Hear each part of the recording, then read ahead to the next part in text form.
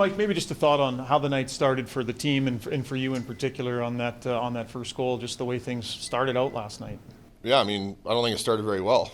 I mean, that's for when you get scored on the first minute into a game. It's not what we're looking for. So, saying that it happened and needed to move on, but couldn't get it done in the first there, and we're chasing all game. You've been around. You've had that happen to you, I'm sure, before. What's it like in that building, in that moment, when all of a sudden you're 51 seconds in, it's 2-0, and the crowd's going crazy, and you got to make the next save? Like, what are you feeling like in the net? I mean, that's all you're really thinking about, really, is just to, stay as calm as possible and try to keep it as close as you can at that moment. So it wasn't an ideal start for a group. We all feel like we let each other down there, and we'll be better because of it. I think it was one of those nights, like 6-7 pucks went off all three goalies, like glancing. I think it was just one of those nights where everything was going in. I sure hope so. As you're sitting there watching it on the bench and you see it, and as Kevin alluded to, both Migo and Jacob, everybody, there wasn't a lot of saves where you and Markstrom both had come in playing great.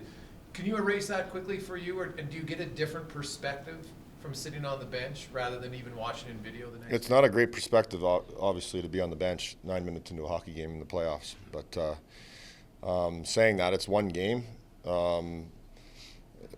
If they won it 2-1 or 9-6, it's still one win, and you got to win 4. So I think it's about regrouping now, not letting that affect the rest of the series, and moving on and focusing on game 2. We talk a lot about the way this hockey team starts games, and I'll include you in this too, not asking you to talk about the rest of your team. But what do you see in terms of your group's ability to prepare, ability to start on time, and kind of that personal responsibility everybody has to make sure they're ready? Yeah, it's to a man to be ready to compete right from the drop of the puck, and I mean, we're in the second round of the playoffs now. There's no surprises. Everyone's, you'd think everyone's prepared and ready to go from the get-go, but it's been somewhat of an issue here for our group in the games that we have lost. I think we haven't had the starts that we were capable of or that we want, so it's definitely something we want to address and not let it happen too much more here. Did you want to go back in the net? Did you want to go back in? Not really. Okay.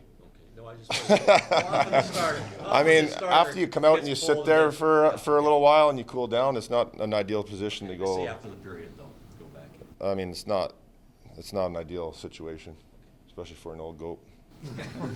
Do you feel it when your team's not having it? Like, do you feel a personal kind of responsibility? Like, I better be good here if your team's not having a good season? Yeah, absolutely. As a goalie, you can't really control much other than what you're doing, and whether the team's playing good or bad, your job stays the same. Is you want to stop pucks and keep your team in a game, and obviously it didn't happen last night, and like I said, we'll hopefully learn from that and be better because of it.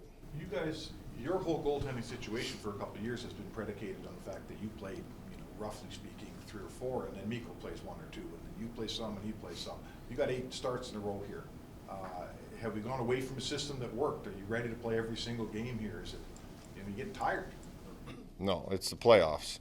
It's the playoffs. There's no excuses at this point. You want to play your best hockey at this time of the year. I've said it numerous times, and I mean, it's a long series. It's a long series. Stuff can happen throughout the course of the series. It's about staying the course and not letting games like that affect you mentally and physically. And I feel as good as I felt all season long. So it's not about that. It's about getting the job done when you've been given the opportunity. And like I said, but no panic in your game. That's one game. We learn from it and move on. How were you earlier in your career at shaking off things that didn't go well compared to now? And I think about Game 1 last series, about that, that mistake. You shook that off and were excellent after. Have you learned that, and how much better are you? Yeah, I wasn't very good early on in my career, and that's probably why I bounced around a little bit, early on in my career. But it's definitely something that the experience helps. It's you can't take it back what's happened in the past. So I could sit here and boo-hoo myself, but there's nothing I can do about it now. All you can do is think about what's going to happen next, and have a good practice today, and be ready for tomorrow. In speaking to that, Mike, obviously a lot of players on this team relatively new in the second round and the first time in their careers. What kind of onus do you take in that leadership role to kind of relay that message so that message is constant throughout the group? I mean, I think we have a lot of guys that have been in the playoffs before. You know, the message from me is I want to go out there and you know, be the backbone and help this team stay calm and show that by my play, not by what I'm saying in the locker room. So obviously that didn't happen last night, so we'll regroup today and be better because of it. Mike, your teammates say you're one of the more emotionally connected guys in the team. You get a sense of your group. You've talked about how the starts haven't gone as well as you'd like in some games. Can you sense that before the game, having seen when your team's played great, and then when you look back at the games that have struggled? Is there something that the group needs to do, and can you see that now and ensure that it's not there in game 2?